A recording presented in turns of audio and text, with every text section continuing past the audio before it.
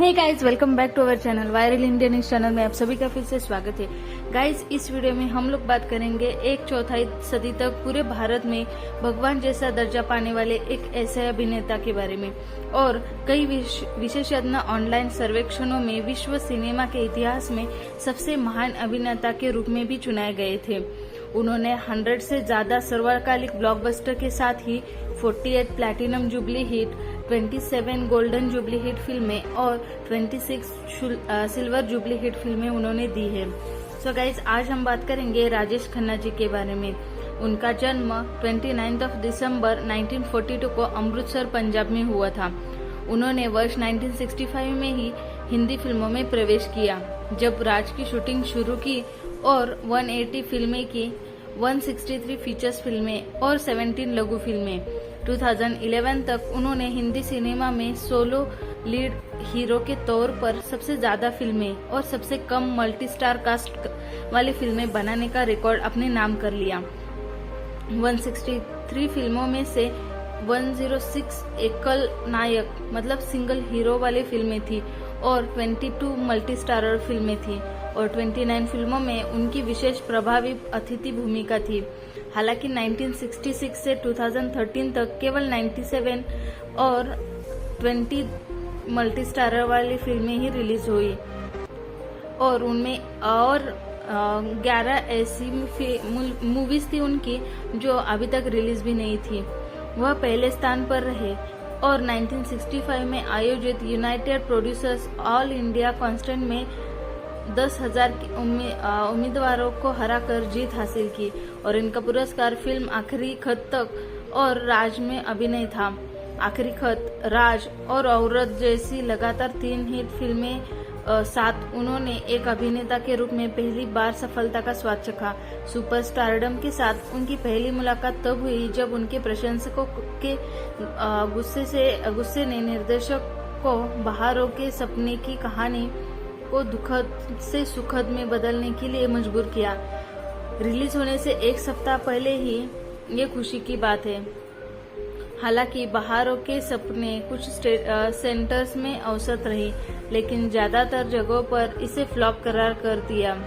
1969 में राजेश खन्ना ने शक्ति सामंता की आराधना से सुपरस्टारडम हासिल किया। वो पूरे देश में क्रेज बन गए और पूरे भारत में आलोचकों ने उन्हें भारतीय सिनेमा का नंबर 1 अभिनेता बना दिया। हिंदी फिल्मों दोनों का पहला सुपरस्टार कहना शुरू कर दिया।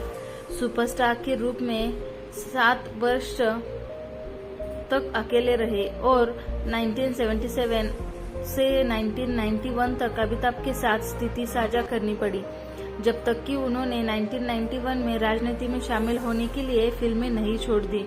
उन्होंने अपने पूर्ववर्तियों देव, दिलीप, राज, शम्मी कपूर, राजेंद्र को पीछे छोड़ दिया। दर्शकों को और आलोचकों के बीच अत्यधिक लोकप्रियता, प्रदर्शन की गुणवत्ता, भूमिकाओं के लिए विविधता और फिल्मों के मामले में कुमार ने 1966 से 1975 तक तेजी से 47 फिल्में दी, जिसमें 36 गोल्डन जुबली हिट भी रही और 4 सिल्वर जुबली हिट रही। मुमताज के साथ राजेश खन्ना जी की जोड़ी ने हमेशा ही बहुत सफलता हासिल की, क्योंकि उनकी सभी 8 फिल्में प्रमुख प्लैटिनम जुबली हिट रही। शर्मिला टैगोर, आशा पारेख, तनुजा, हेमा मालिनी और जीनत अमान के साथ उनकी फिल्में 70 के दशक में भी दर्शकों की पसंदीदा थी। उन्होंने 3 फिल्मों का निर्माण किया था और 4 फिल्मों का सह निर्माण किया था। उन्होंने शादी कर ली डिम्पल कपाड़िया से, जिनसे वो कुछ साल तक रिलेशन में थे और उन्होंने 1973 में डिम्पल कपाड़िया से शादी की। इसके बाद वह ट्विंकल के पिताजी बने, जिनका जन्म 1974 में उन्हीं की तारीख को हुआ था, जो बाद में अपने आप में अभिनेत्री बनी। और उनकी दूसरी बेटी रिंकी का जन्म 29 जुलाई 1977 को हुआ और वो भी एक अभिनेत्री बनी।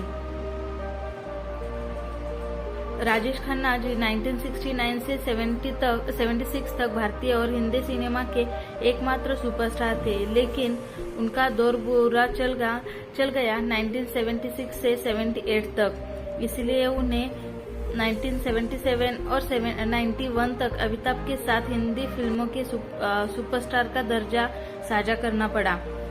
उन्होंने लेकिन हार नहीं मानी और फिल्में देते चले गए।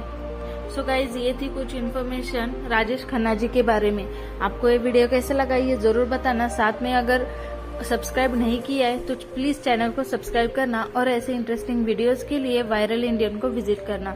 Thank you so much for watching this video.